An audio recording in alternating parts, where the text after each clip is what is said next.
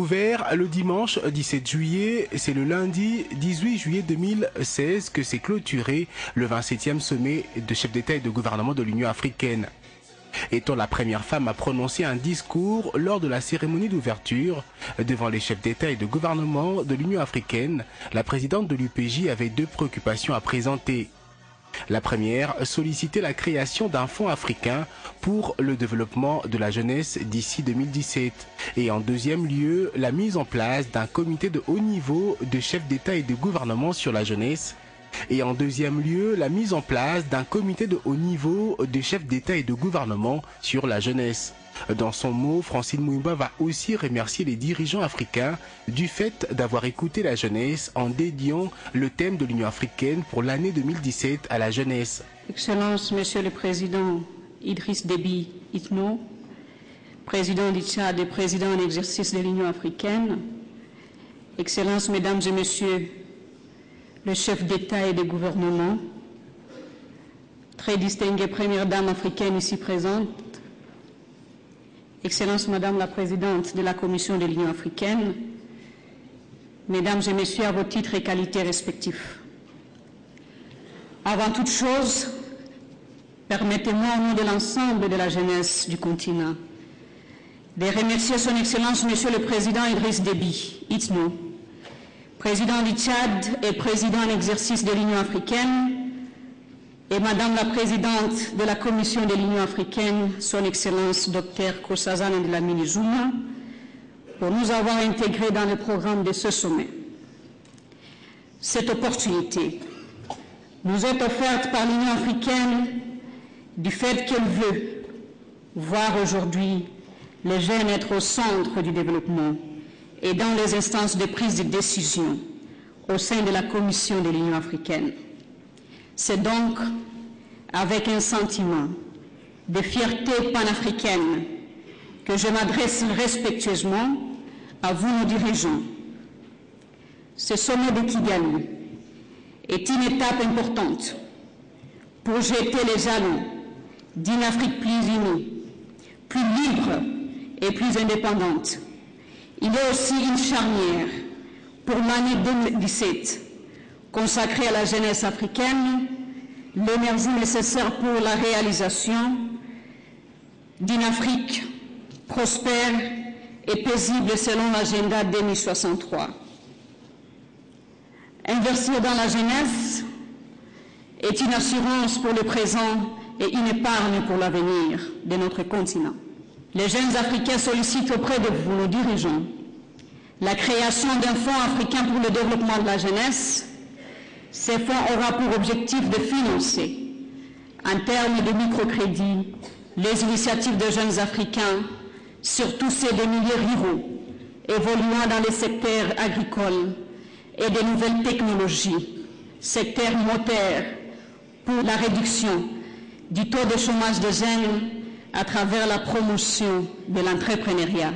Ce fonds vise à encourager et à aider les jeunes à réaliser des projets à impact positif sur l'émergence de la société africaine, en utilisant leur potentiel pour le développement de nos pays en particulier et du continent en général.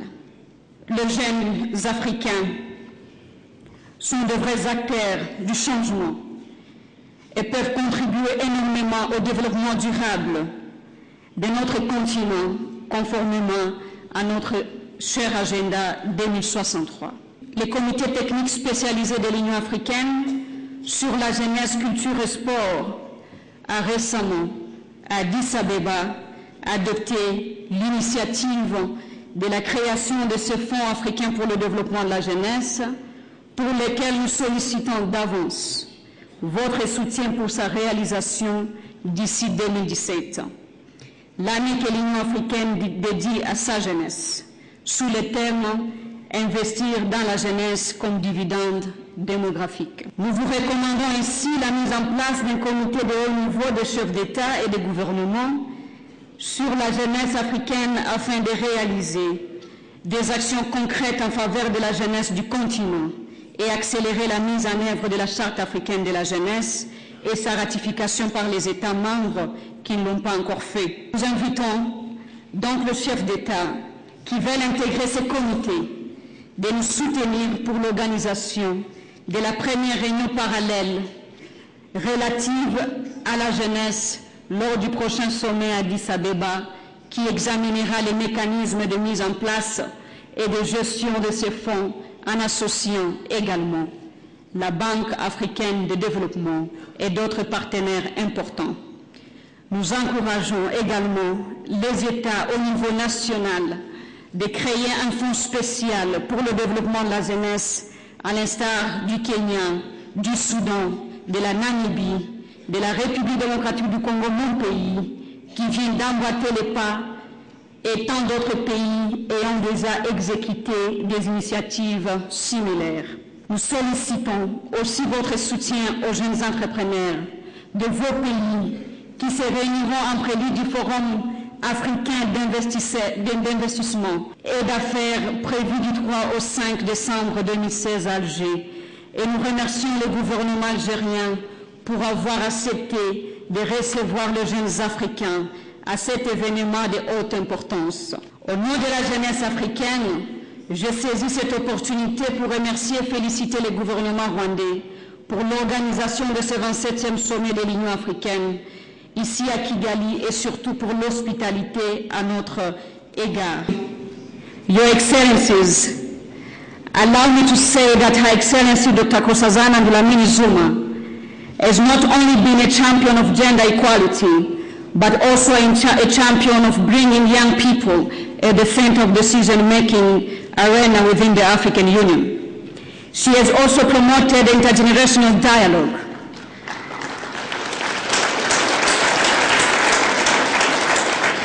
supported the creation of African Union clubs within African universities. And one of the important things she has done, she has prioritized the African Youth Volunteering Programs, which is training currently hundreds of young people are being trained by the African Union Commission and serve in different institutions across the continent, including the African Union Commission. In addition, she also made sure that in the ongoing restructuring of the African Union Commission, we will have a youth department that's going to function under the chairperson's office. Allow me, with your permission, Your Excellencies, to invite the Executive Committee of the Pan-African Youth Union for 2 minutes, and also invite young people who have come from different African regions so that we can honor Her Excellency Dr. Nkosazana Dlamini Zuma with an African Peace Award, which is the highest award of African youth. I thank you.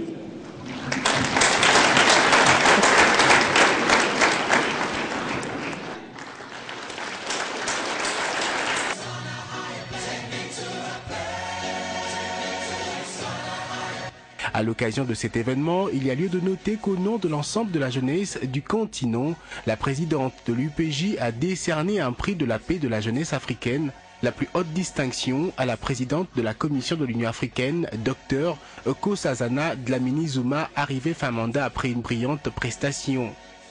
Dans son actif, cette dame de fer s'est également beaucoup investie dans le secteur de la jeunesse. Pendant son mandat, elle a été promotrice du dialogue intergénérationnel. Elle a facilité la formation des centaines de jeunes volontaires africains qui travaillent aujourd'hui dans plusieurs institutions du continent, y compris au sein de la Commission de l'Union africaine. Elle a également répondu à la demande de la jeunesse africaine en créant un département de la jeunesse au niveau de l'Union africaine au moment où la Commission de l'Union africaine est dans un processus de restructuration. La diplomate sud-africaine a surtout assuré la participation des jeunes africains dans les instances de prise de décision. Cette distinction honorifique est similaire à celle que l'Union panafricaine de la jeunesse a octroyée dans le passé à l'ancien président de la Namibie et père fondateur de la nation namibienne, Sam Nujoma, l'ancien président tanzanien Jakaya Mrisho Kikwete, au président sud-africain Jacob Zuma et bien d'autres dirigeants africains. Ainsi, par ce geste, Francine Muyumba a salué le travail abattu par la présidente sortante de la Commission de l'Union africaine. À noter qu'à cette remise de prix, la numéro 1 de la jeunesse du continent était accompagnée des jeunes venus de différentes régions Participer à cette activité d'octroi de ce prix à la présidente de la Commission de l'Union africaine. Également de la partie, les membres du comité exécutif de l'UPJ, dont le secrétaire général, le Malien Souleymane Sidibé, et Ali Moubarak, le Soudanais, secrétaire général adjoint. Bien avant sa participation à la cérémonie d'ouverture du sommet, Francine Muyumba a animé une conférence de presse devant la presse internationale et nationale. Elle a aussi répondu à l'invitation de la télévision nationale rwandaise pour intervenir sur la question de la jeunesse. Après l'interview à la télévision nationale rwandaise, elle a accordé également plusieurs autres interviews à d'autres médias internationaux. Autre intervention à la télévision nationale portera sur les droits des femmes en référence au thème de l'Union africaine de cette année 2016. Pour clôturer sa mission au pays de Mille Collines, la présidente de la jeunesse africaine, Francine Muyumba, était l'invitée spéciale d'Afrique à 24 le 18 juillet 2016 pour la dernière émission sur le sommet de l'Union africaine, émission qui était diffusée en direct de Kigali. La présidente de l'UPJ quitte également le pays de Mille Collines avec dans ses mains le passeport panafricain. Elle est la première jeune à qui l'Union africaine a octroyé ce passeport panafricain. D'où ses remerciements à l'endroit des dirigeants d'Afrique.